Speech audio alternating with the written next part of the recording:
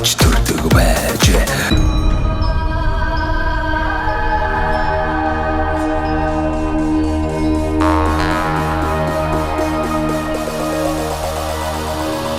Малчин хүн гэдэг чинь өөрөө аж ахуй эрхэлж байгаа хүн гэдэг болохоор яалч эдийн засагтай холбогдно, тооцоолол тий зах зээлийн судалгаа гэдэг бүх зүйл одоо яг л төрөлхийн тийм бас нэг гүйлгээ ухаантай одоо ихтгэл баян гэдэг шиг ганц нөхдөд байна шүү дээ. Тэр чинь бол ингээд бас ингээд шал өөр байгаад байдаг. Дийлэх малчт маань болохоор ингээд ерөөхдөө нэг урслаар яваад байгаа байхгүй. Тэгэхээр энийг одоо мэдээлжүүлээд малчтыгаа одоо бас нэг тодорхой хэмжээний нэг аж ахуйд нэг сургаад өгвөл тэд нар чи илүү гоё амьдрах байх л та тийм. Энэ бол ер нь хэрэгцээтэй баг тийм. Хэрэгцээтэй. Яг би ганцхан салбараар жишээлээ яриад шүү дээ. Үүнтэй адилхан одоо юу гэдэг сум дээр ажлын байр бий болгож байгаа, блок хийж байгаа ч гэдэг юм уу. Эсвэл одоо нэг цех ажиллуулж байгаа гэдэг юм уу. Бүхэнд л хэрэгцээтэй байхгүй. За ресторан, хоолны газар ажиллуулж байгаа хүн ч гэсэн бас энэ тооцоол хэрэгтэй. Тэгэхээр энэ мэдгийг ер нь энэ соён гэгэрлийг ер нь ус орон даяараа ер нь яаж түгээвэл цохолтой вэ? Одоо нэг боломж бол байж болно. Одоо аймгаараа ч юм одоо нэг үндсэн нэг нэвтрүүлэг байх та. Нэг одоо нэг хичээлийг одоо зурагтаар телевизээр зааж болж байгаа шүү дээ. Тий. Цахим хичээл. Тийм ковид дээр ч одоо бид нар зөндөө олон юм туршлаа шүү дээ. Тэгээ тэрэн шиг одоо ингээл байнга тогтмол одоо хөдөө аж ахуйн салбарт тэгэлээд хятадд одоо хөдөө аж ахуйн салбар нь яаж явж байгааг үзүүлэх нэвтрүүлэгч байж болж санаа авах жишээ тий. Одоо хятадд бол хөдөө аж ахуйн салбарт бол үнэн гоё юм шүү дээ. Харин тэгээд манайхан л дараа хоцорч яваад л байгаа юм л тэрнээс. Хөнгө аргаар яаж л бие дамруу гэдгийг л дууд хийж чадаад байгаа юм. Манайхан болохоор нэг муухар аргаараа биений хүчээр л хийгээл гэдэг.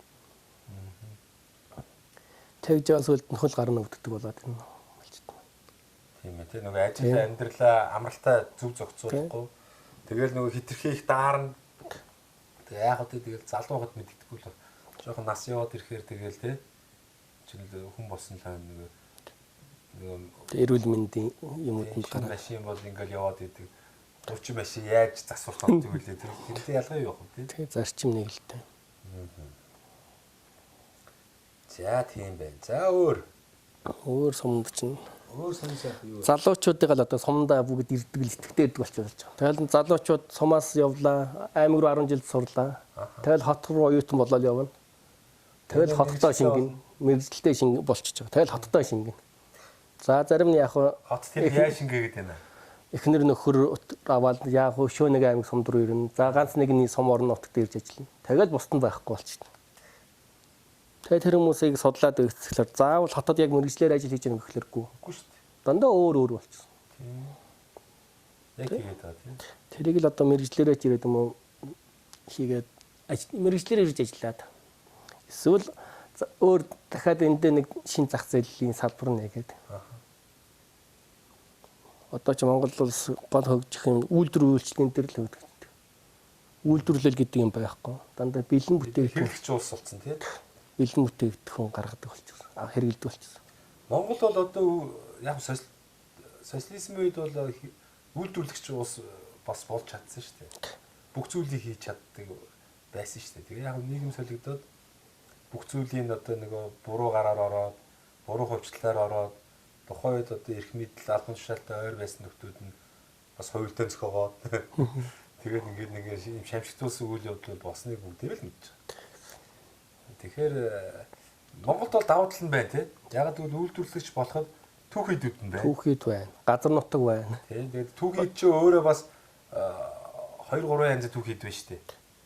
Дахин боловсруулсан түүхийд байна. Манай бол жигli яг ойрог түүхийдүүд байна байхгүй. Тэгэхээр үүнийгээ бид нар бас давуу чанар болгоод брэнд бүтээгдэхүүн гаргах юм бол энэ нь дотоод болон дэлхийн зах зээл дээр бол өрсөлдөх чадвар өндөртэй. Бас тодорхой хэмжээний маш их ашиг авчих боломж байгаа шүү дээ.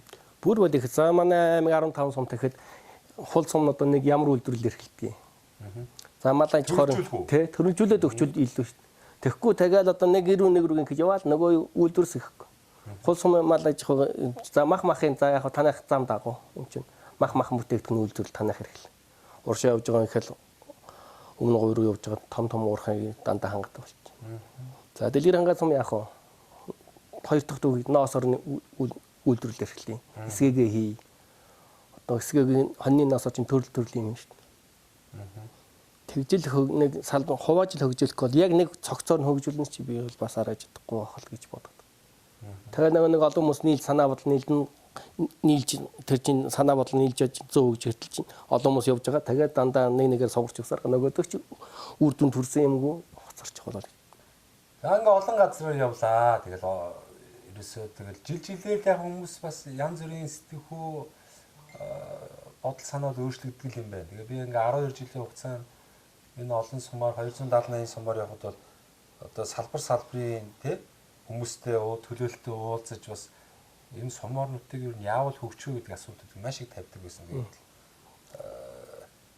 Маш олон хүмүүс янз бүрийн байр сууриас л ярьдаг. Өөр хөнцгөөс л. Тэгээд яг нэг үед бол одоо бүр ард иргэд бол бас их ухааж ижин имийг ойлгодог болсон байна. Өөрсдөө хөгжүүлээ, хувь хүнийг хөгжүүлээ гэдэг тал дээр бол одоо бүгдээрээ л хичээдэг болсон л байна л да.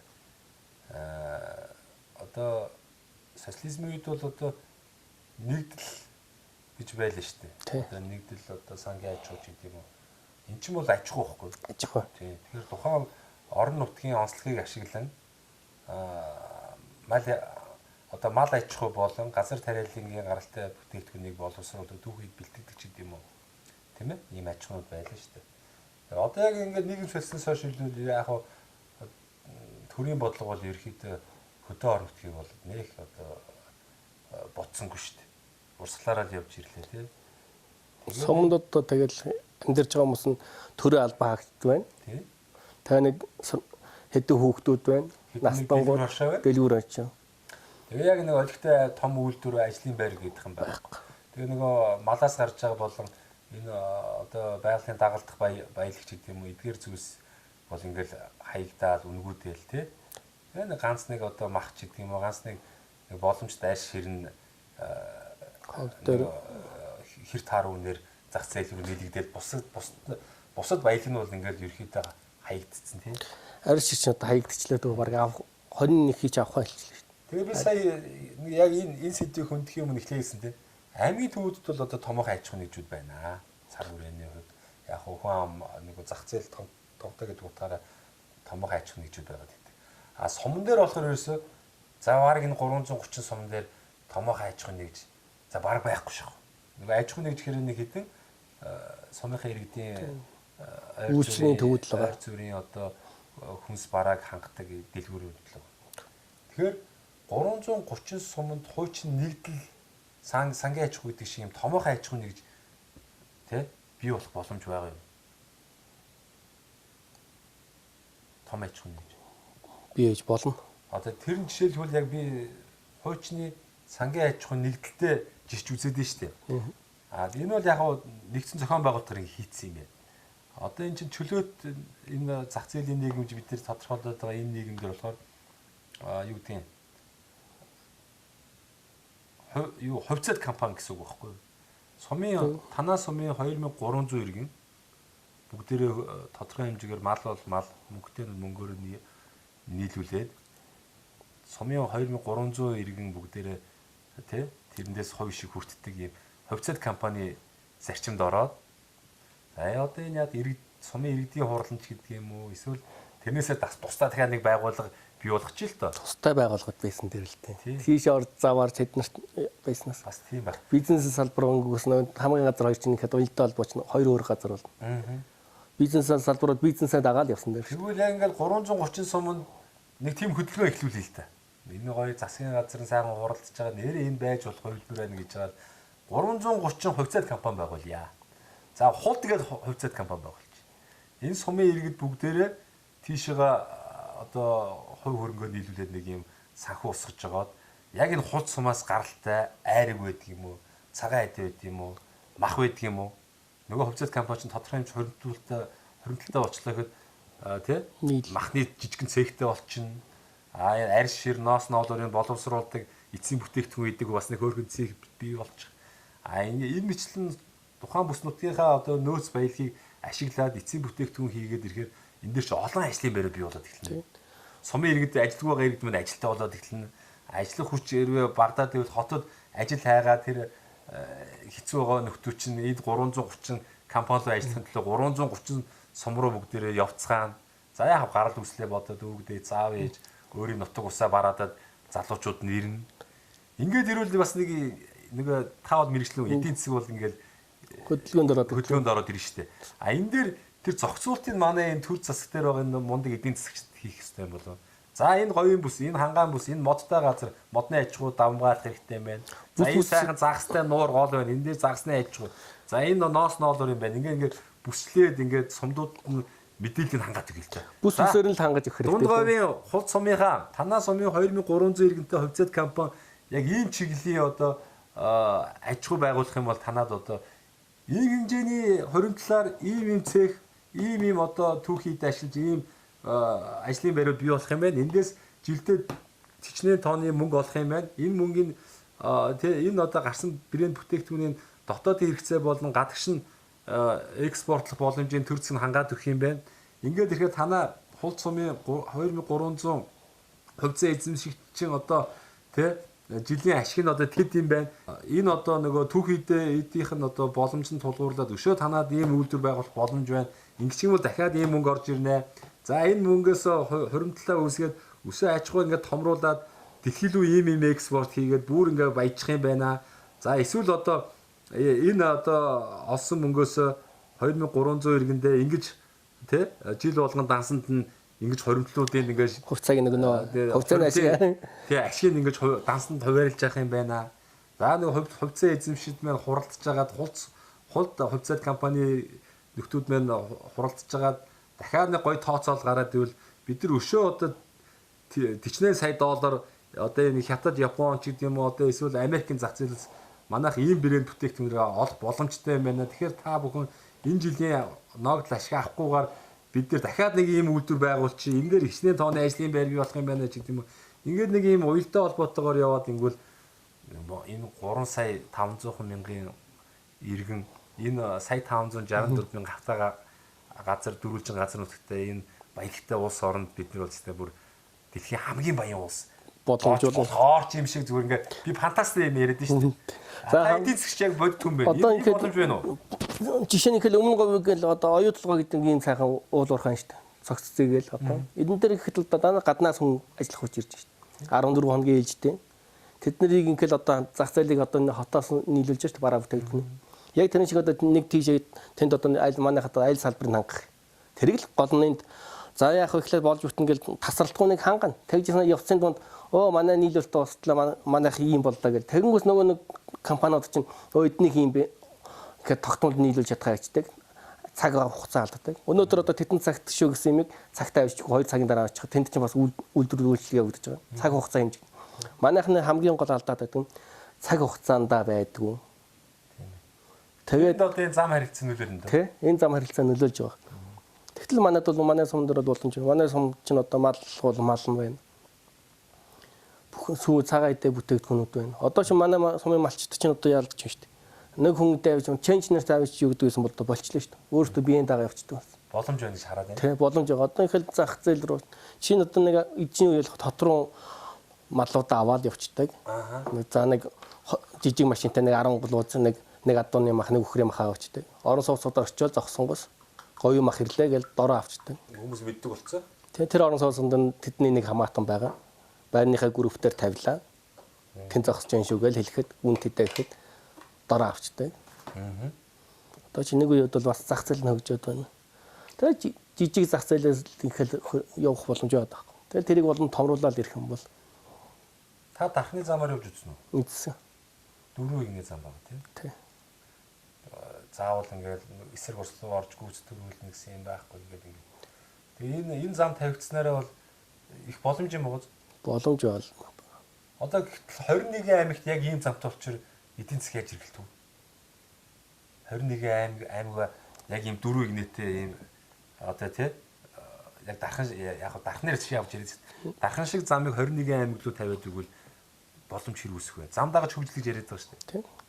Одоо заавал тэгэхэд л заавал шууд урдаас замын үдээс наашаа дунд гур ордог шүү дээ. Одоо чойроор дамжаад. Тэгээд урдаас шууд аймаг өмнө гурваа явна. Эндээс өөр хангаар уушгаа шууд явчихна. Тэгвэл одоо нөгөө ард иргэд аваар осолт орох нь багаснаа. Цаг хугацаа хэмнэнэ. Нөгөө ачаа тээврүүд явагдана. Муудах магадaltaй түргэн мууддаг бараа бүтээгдэхүүний чанар алдагдахгүй байж гэдэг юм. Тээвэр логистик хөгжнөө гэх. Шинэ бараа хэрэглэгчийн гард шинэ бараа ирнэ. Тэгэхээр энэ бол хэрэгтэй юм байна тий. Тэгэхээр яг дархан шиг болио одоо тэр нөгөө хятад метод шиг 18 игнэ болио гэхэд 8 игнэ тэр ч гэдэг юм уу тийм амар стандарт яриад яг Монголын хэмжээнд зах зээл хүн амаа бодлоо гэхэд ядаж 21 аймгийн хүн ам их төвлөрсөн суурин газар руугаа 4 игнэ тий хийгээд за сумд руугаа 330 сум руугаа ядаж за 2 игнэ зам. Гэхдээ нэг одоо нарийнхан биш нэг арай өргөн шиг нэг урсгал сүрээд машин ороод ирлээ гэхэд нэг биетэйгээ зөрчгөр 3 машин зөрчгөр ч гэдэг юм уу ийм нэг боломжийн хэмжээний сайн чанарын зам 330 сумлогоо тавиад 21 аймаг руугаа 4 игнэ бас сайн чанарын зам тавиад өгвөл Монголын эдийн засаг болон одоо энэ ард иргэдийн тий наан цаана хол ойр явахт нь маш их дэм болох юм болоо. Тэгээ нөгөө нэг хотод төвлөрөөд байгаа төвлөрлийг яаж сааруулах вэ гэдэг толгойн өвчин болоод байгаа асуудал чинь зам харилцаа сайн болоод ирвэл заавал хотод тэр утаан дунд амьдрах биш нөгөө гоё одоо 4 игнэ замаараа энэ хотоос зайдуу 15 30 50 100 200 300 400 км-ийн цаана сайхан амьдраад үнэхээр шаардлага гарвал төв рүүгээ ингээд хурдан яваад ирэх ч гэдэг юм уу. Яг нэг иймэрхүү бид нар хөгжлийн арай нэг өөр төвшин шат руу Монгол ус явах ёстой юм болов уу? Та энэ дээр эдийн засгийн хүнийг санал нийлж байна. Энд дээр нийлдэггүй яхав. Тэгэл одоо төвлөрлөлийг сарлана гэдэг гол цөм юмүүдэл хотоосоо гаргаж чадахгүй байхгүй манай. Шин гаргана гэдэг. Тэр гол юмыг л гаргах хэрэгтэй. Одоо ихтэй сургуулиудыг гэхэд л одоо нэг аймаг руу нэг сургуулийг нэг аймаг руу гаргаж ил. Тэгэхэд тэр сургуулийг дагсан оюутнууд очино. Тэр сургуулийг дагаад багш нар тэр аймагт ирнэ. Дээрээс нь тэр аймаг нэг орон сууцаа хангамж байна. Иргэлдээд ирэхээр санхүү мөнгө нь бас ихсээд эхэлнэ. Босоод ирж. Тэгэхээр тэр оюутнуудыг ирэхэд бол одоо байр орон сууц хэрэгтэй болно. Тэгэхэд л энэ барилгын салбар манай дагаал хөгжинэ. Хоол үйлдвэрлэл дахиад хэрэгтэй болно. Дагаал хөгжөөд ирнэ. Одоо нөгөө барилгын салбар бол маш их хөгжлөө шүү дээ. Богино хугацаанд одоо өндөр орон сууцаараа барайл зараал ингээл ашиг их олж ийн ингээл явлаа. Тэгээ энэ нэг яг зөв бодлого байгаагүй улмаас одоо хот чин ширэн цементийн ширэнгэн одоо юу болчихлоо шүү дээ. Тэ? Машин зам хүрэлцэхгүй байна, баг байна.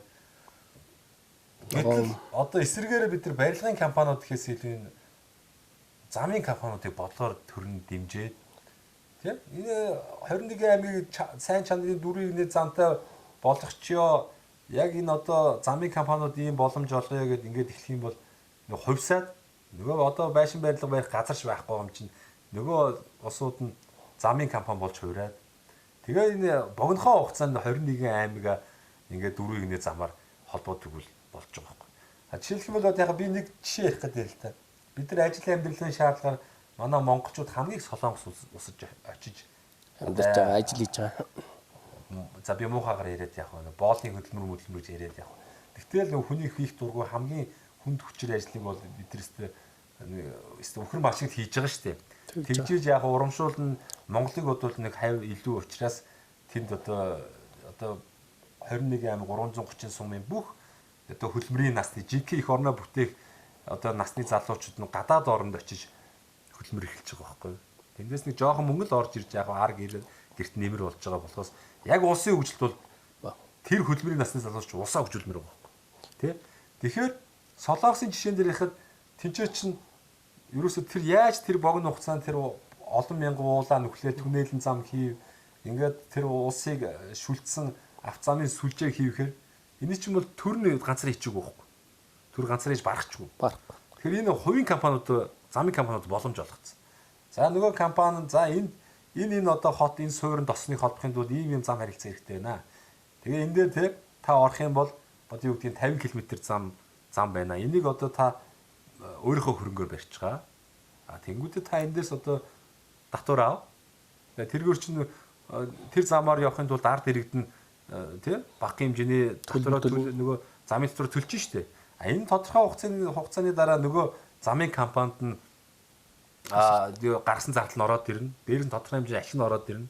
Ингээ богино хугацаанд ингээд тэр чинь улс орноо ингээд авцамаар холбох болчихж байгаа. Тэгээ тэр хувийн камп өөрийнх нь ингээд өгчгөөс чанартай байна. Ямар нэг нөгөө хувийн иргэд нь болохоор тэр замаар зорчод бол цаг хугацаа хэмжиж чинь машин тэр нэвтрэл бага байна. Яг багахан хэмжээнд татвар төлөхөд хинч сархлахгүй. Тэгэхээр нэг ийм аргаар ингээд улс орныхоо бүтээн байгуулалтыг эрчимжүүлж чадаад байна. Манай Монгол улс гэсэн яагаад бид нэр одоо тийм хүн ам бага байна, өргөн уудан байна, ашиггүй байна, улсан замаа тавьж чадахгүй байна гэж бид нэр алин болгон ингэж тийм ийм сэтгүүр амьдрах юм бэ. Боломжууд асар их байгаа, сайн дуртгууд асар их байгаа. Монголын нөхцөлд тийм одоо яаж энэ бүтээн байгуулалтыг хийх боломж байна гэдгийг сайн судлаад яг үзгүй би ингээд бодоход яг энэ Солонгос шиг одоо юу гэдэг хувийн замын компаниудаа тий сайхан ингээд энэ Монгол орныг шүлтсэн авто замын сүлжээг хийхэд нь дэмжээ. Тэр нь бол нөгөө компани маань өөрсдөө хөрөнгөөр бариад тэндээсээ ашиг олчих хэрэгтэй байхгүй. тэрийг өөрөө ашигтай, иргэнд ашигтай, компанид ашигтай, компанид ашигтай олон мянган ажлын байр бий болно. Ерөөсөө тэгээ би заримдаа боддоо шүү дээ. Зарим энэ бодлого шийдвэр гаргаж байгаа зарим хүмүүст нь гоё зөвлөөд өгье. Салбарынх нь одоо яамд нь очиод намайг үнгүй зөвлөхөр авчих. Би та бүхэнд одоо хөдөө аж ахуйн чиглэлээр ямар гоё гарч шийдэл байгааг зөвлөөд өгье. За уул уурхаа дээр бас очиод зөвлөөд өгье. Одоо тээвэр логистик зам харилцаан дээр нь очиод зөвлөөд өгье. Тэгвэл их олон гоё гарц гаргалгаа байна. За энэ бол яг би жок маягаар тоглоом маягаар хийж байгаа шүү. Би нэг өөрийгөө дүүлгэл нэг тэгж байгаа биш. Гэхдээ яг надрахуу ч юм уу яг иймэрхүү юмыг арай өөр өнцгөөс хардаг олон мянган залуучууд байгаа. Тэгэхээр энэ залуучдынхаа бити та нар одоо голооч. За яг тэр боломжтой цалинтай албан тушаалд тавьдгүй маа гэхэд ядаж мань мэтийгээ нэг тий толгойг нийлж хошруулж байгаа сайхан зөвлөгөө аваад тий үнгүй зөвлөгөө аваад ингээд бас нэг бодлого шийдвэртэ тусах юм бол бас юм гэж улс орн маань гоё хөгжих юм билүү тий. Тэгээ солонгосчууд явж байгаа залуучуудаа ирээд бас үйлдвэр бариад байгаа хүмүүс зөндөө юм шүү дээ. Тэнд одоо ажиллаад нөгөө үйлдвэрт ажиллаад бүх юм сураад эрэнгүүс эндээ одоо үйлдвэрээ нэгэл ажиллаулаад амжилттай явж байгаа компаниудын тийм залуучууд бол надад бол хэд хэдэ. Тий. Хойш юмыг боломжийн яг нэг хэвшмэл ойлголтоос гарч өөр өнцгөр харж одоо ямар боломж байна гэдгийг нь хараад байх юм болох гэдэг. Тэгэхээр жижиг үйлдвэрлэлүүдэд нэгээд тагталтай болчихж байгаа. Тэгэхгүй за ярьшийн зах зээл муутай юм чи манайх яах. Тэгэж орхиод тахлаар нөгөө нэг хайширцсан. Би одоо ингэ боддоо шүү дээ. Бас ингээд олон нийтийн мэдээллийн хэрэгслэр ингээ нэвтрүүлэг хийгээд хөтлөөд ингээ явж байгаа бас би ашиглаад бас өөрийнхөө үзэл бодол туулж өнгөрүүлсэн амьдрал харсан туршлагуудаа ингээд бас чөлөөтэй ярихыг ирмэлцдэг байхгүй. Тэр утгаараа л одоо би бол сүүлийн хэрвээ ингээд олон нийтээр ингээд мэдээлэл цацагдах нэвтрүүлгээрээ дамжуулаад хүмүүст ямар мессежийг илүү өгөө. Жирийн иргэд болон одоо бодлого боловсруулах төвшөнд ажиллаж байгаа хүмүүст одоо ямар мессеж өгье гэж гэхээр би шийтсэн. Миний бол сүүлийн үед олж ойлгосноор бол ерөөсө замыг маш сайн хөгжүүлэх хэрэгтэй байна. Энэ замыг хөгжүүлж чадах юм бол бидний нөгөө гарч шийдэл хайгаад байгаа олон асуудлууд ер нь бас зэгсрэхэд их нөлөөлөх юм гэж би бодоод байгаа байхгүй. Тэгэхээр би одоо уриалах гэдэг юм.